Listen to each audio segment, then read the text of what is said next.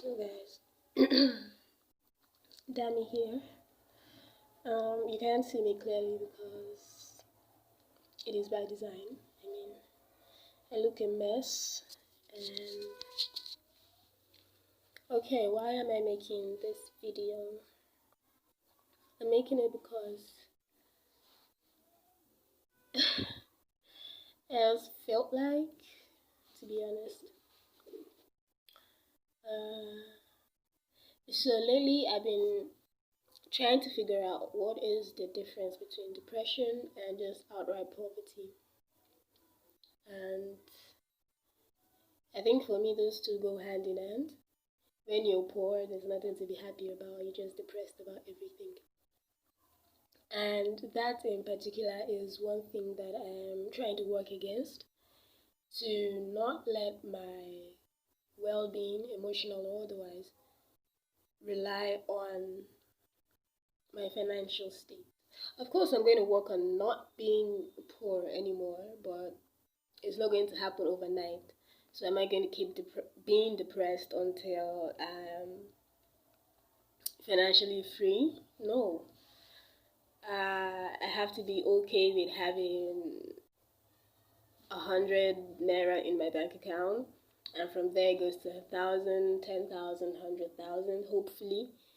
But I have to be okay as that progresses, no matter how long it takes it to progress. So that was just what I wanted to say. To be honest, that's all I wanted to say. So how am I going about changing my financial situation? So many people will say, go out, get a job. No, I've gone through that route, and that is how I find myself in this place. I have been employed at different companies, different organizations over the years, and well paid, I might add. But I just kept getting sadder and sadder and sadder because I've come to figure out that the life that everybody is trained to have, or that the life that we're basically trained to live, especially in this part of the country, is not for everyone. It's not for everyone. Some people decide to spend their life traveling. Some people decide to spend their life farming. Some people decide to spend their life doing things for themselves and not basically living the conventional social life where you go out, you hang out with friends. You go to work, then you go out with friends, and yeah, that's not for me. So I am some people.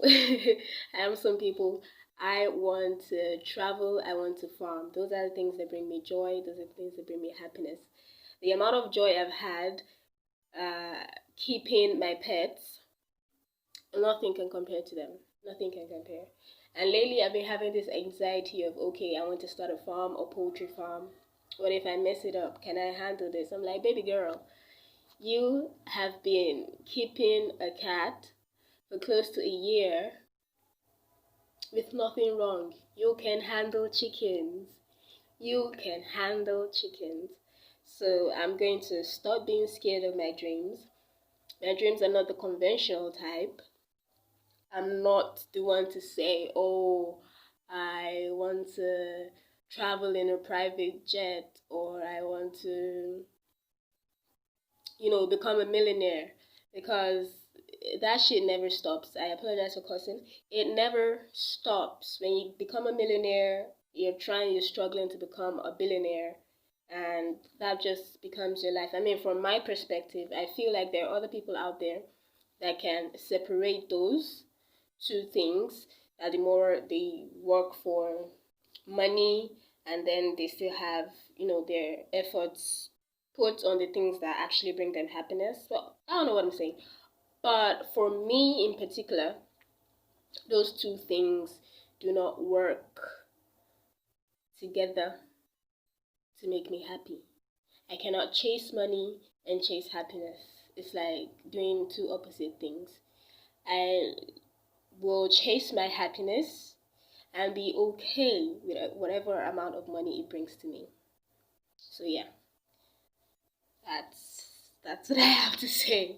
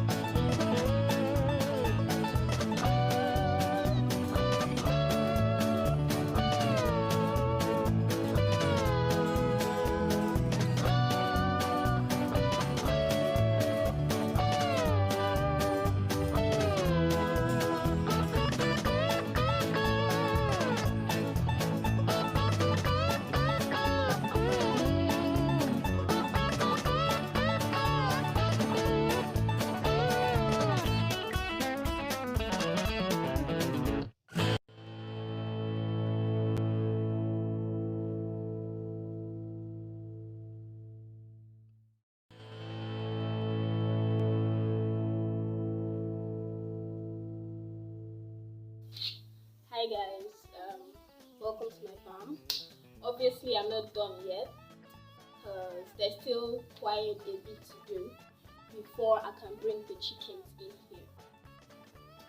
You guys have seen what we've done so far, and what actually made me take a break to make this short clip is the carpenter does not have a ladder here. His ladder that he works with is at his workshop, and there's no ladder on the farm. And let me tell you, this man is in the bush right now, cutting down trees or whatever to make a ladder to use here. Like, he's literally cutting down trees to make a ladder that he's going to use right now. I found that funny. I thought, well, it's not funny. It's like, talk about hard work. I mean, like, well, it's admirable. It's admirable.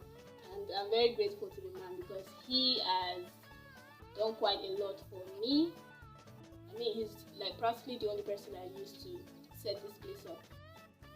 Right, so the things that are remaining, what he wants to use the ladder for is the front cover. When he's doing that, I'll show you. To avoid rain getting inside, so we're going to put up a temporary, plastic wrap around the place. I'll show it to you guys. And then we're almost done with the brooding room. I don't know if you can see it in the background. It's over there. I'm going to show it to you. We're almost done with the brooding room. We just need to, wrap it around. And then the floor over there is a mess. Yeah, and we know chickens now. Chickens will always use their feet to scratch up and dig up things. So he's going to help me cement it everywhere that, there are holes, crevices that anything can come in through. He's going to use cement to seal it all up. And then, when that is done, I'm going to sweep this place. I'll show that to you as well. I'm going to sweep it, and then either later in the evening or tomorrow morning, this place is going to be fumigated. It's going to be totally disinfected from top to bottom to make it as sterile as possible for my little chickens that have zero immunity coming in. After that is done, I need to get feeder and drink. I've not gotten those two. Last, I feel like I'm still going to improvise, because at this point Let me not say I'm running out of cash, but if I can, anywhere I can improvise, I'm going to do that. So yeah, thank you for staying tuned, and we'll see how this goes.